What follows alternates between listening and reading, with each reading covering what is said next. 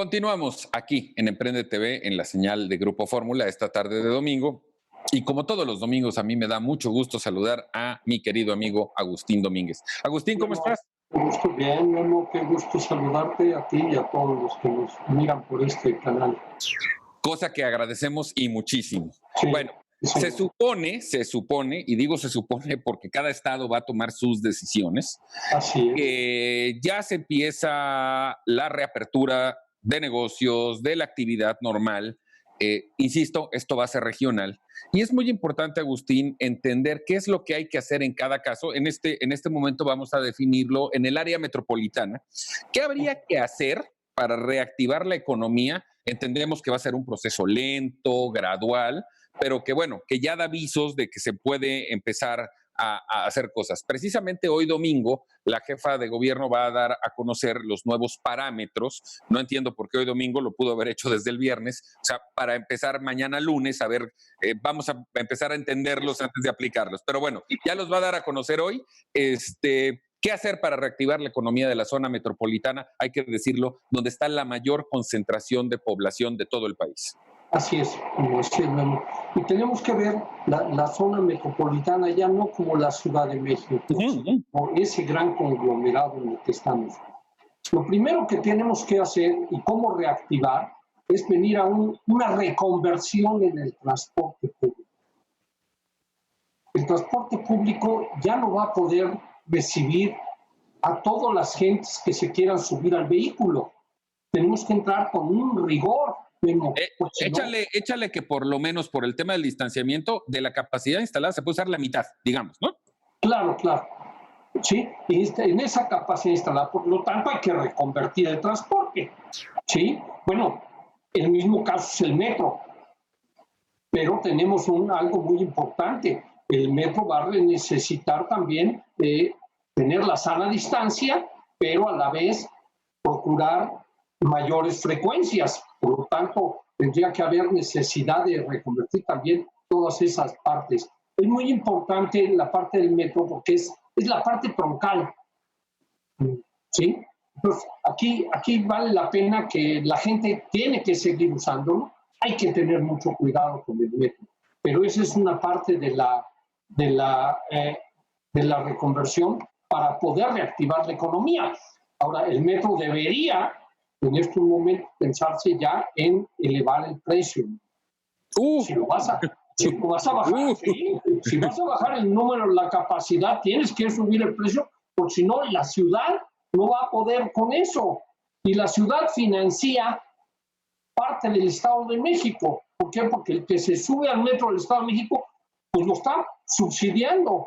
Entonces, hay que iniciar con varios procesos. Ahora, una de las cosas que habría que ver y que habría que hacer es iniciar un cambio también, por ejemplo, utilizar y abrir construcción de nuevas vías, por ejemplo, pero de tranvía, Memo. El tranvía en el mundo, no en las de México, lleva un solo operador, lleva 350 pasajeros en lugar de a 90, lo cual te permitiría, por ejemplo, y te voy a dar, porque lo has estudiado, una ruta que sería sensacional y no afectas a nadie, es desde Vaqueritos en el periférico hasta la estación Insurgentes del metro. Tienes la vialidad con separación en el camellón, ahí puedes utilizar el camellón para las subidas y bajadas al tranvía. Tienes el tranvía, subes, no tienes que subir escalones, entras al nivel, en fin, es un proceso. Y es limpio porque es eléctrico, ¿sí? Eso ayudaría al transporte público. Ahora, ¿cómo reactivar la economía en una ciudad, en una metrópoli como esta? Bueno, pues hay que aprovechar lo que tenemos y lo que se ha diseñado en otros lados de aquí mismo, que es iniciar un programa de APPs en la vialidad, por ejemplo. En la vialidad podrías diseñarla para que también vaya al transporte público y entonces es un beneficio para todos porque la infraestructura la va a pagar el que tiene dinero y lo puede utilizar, y puedes utilizar, por ejemplo, vías rápidas como la liga entre la venta al colegio militar y a la salida a Puebla. Eso sería impresionantemente rápido la circulación y no cruzarías la Ciudad de México por la parte sur. Ya la parte norte tenemos el Libramiento Norte y el Arco Norte, ¿no? Pero vamos a necesitar, por ejemplo, continuar el viaducto en segundo piso hasta la salida a Puebla. Y va a ser una obra que no implica recursos federales ni fiscales ni de la Ciudad de México, sino la harían privados con el apoyo de los bancos. Los bancos están urgidos de prestar dinero. Y ahorita podríamos conseguir créditos a muy bajo precio que le sería muy bueno para la ciudad. Esto último que comentabas del segundo piso del viaducto, ¿tú tienes conocimiento de que ya esté planteado?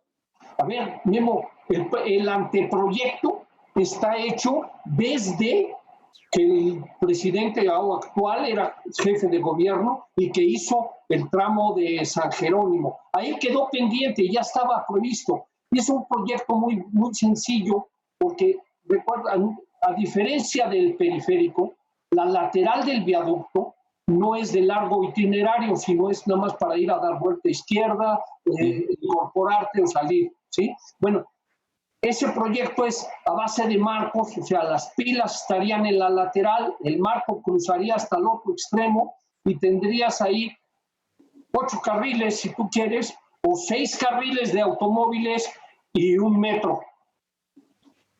Fíjate la capacidad que tiene ese proyecto, ¿sí? Lo cual te daría ya la parte de la instalación de vía y esas cosas, la tendría que pagar el metro, pero lo que es la estructura para colocar esto iría en la concesión de la vialidad, ¿sí? ¿Qué podrías hacer en la parte de abajo? Lo que tú quieras, se vuelve comercial, se vuelve paseo, se vuelve lo que tú quieras, si tienes un viaducto en donde podrías tener el transporte público de baja altura, ¿sí? De baja altura por los puentes que hay, pero tendrías la apertura inmediata, ¿sí? Ahora, algo muy importante, la reconversión de los hospitales. Memo, ya no vamos a tener lo que tiene como regla el Instituto Mexicano del Seguro Social, el ISSSTE o la misma Secretaría de Salud. No vamos a tener 6 camas por cuarto. Nadie va a querer irse a pacientes en donde alguna puede tener los efectos, ¿no? Entonces vas a tener que reconvertir esos hospitales, lo cual te obliga a construir más hospitales. Y tendríamos que tener una serie de, yo plantearía que serían 2 o 3 hospitales metropolitanos, en donde podrían utilizarse el IMSS, el ISSSTE y la Secretaría de Salud en un solo hospital y les hacen sus espacios a cada quien, pero en la zona de Chalco, Los Reyes, Texcoco, pues sería un muy buen hospital metropolitano. Nesa, Ecatepec, Iztapalapa, Iztacalco, Gustavo Amadero, es otro gran metropolitano y le daría servicio a la gente donde más población hay. Sí, claro. ¿Sí? Entonces, si tú juntas fuerzas con el IMSS, con el ISSSTE y con la Secretaría de Salud, tu hospital en principio va a costarte menos la operación porque va a haber menos administración, una sola administración para las 3 instituciones. No, y prorrateas los gastos. Todo viene a eso, pero en una instalación en donde tú haces separadas las camas del IMSS, separadas las camas de salud y las del ISSSTE, pero tienes quirófanos, etcétera, toda la parte de imagen, toda la parte importante, el cerebro, la parte del corazón de los hospitales, es uno para las 3 instituciones. Bueno, antes de que se nos acabe el tiempo, nos queda un minuto para tus conclusiones respecto, obviamente, a la visión general de lo que habría que hacer. Sí. Bueno, ¿qué hay que hacer? Inventarnos de nuevo. Tenemos que hacerlo nuevo todo. Tenemos que abrir la construcción. La construcción es el primer punto para crear empleos. Pero si tú creas empleos con dinero federal o fiscal, pues va a estar limitado a lo que tenemos, a lo que se da. Tienes que abrir la puerta a que entre la parte de la iniciativa privada, los bancos, etcétera, para apoyar esta parte. Esto al final, cualquier obra de estas que hagas, al final, dentro de un tiempo determinado, va a pasar a ser propiedad de la nación. ¿Sí? Bueno, pues ojalá fueras asesor del presidente y de la jefa de gobierno. Bueno, ojalá les llegara a nuestro programa, porque seguramente. Creo que es oportuno que lo vean y que vean cosas. Sin muchos recursos, lo que tienes que hacer es empujar para hacer las cosas, ¿no? Sí, seguramente mucho de lo que has planteado serían grandes soluciones. Lamentablemente, desde el punto de vista del análisis está perfectamente justificado. No veo que lo vayan a hacer, lamentablemente. Pero bueno, nosotros aquí la labor que cumplimos con nuestro auditorio es decirle que sí es lo que se debería de hacer, porque ahí están las soluciones. Y usted evaluará si las autoridades las llevan a cabo o no. Agustín, como todos los domingos, muchas gracias. Nos vemos aquí la próxima semana, como siempre. Exactamente, Memo, y nos queda pendiente, como siempre lo decimos, la malta. Cada semana va ganando en añejamiento. Pero sobre todo, gracias a usted que nos hace el favor de acompañarnos todos los domingos aquí en Emprende TV, en las mañanas en Trayecto México y los sábados en Diálogo Abierto. La recomendación de siempre, cuídese, si no tiene que salir, no salga, y nos vemos aquí el próximo domingo. Muchísimas gracias.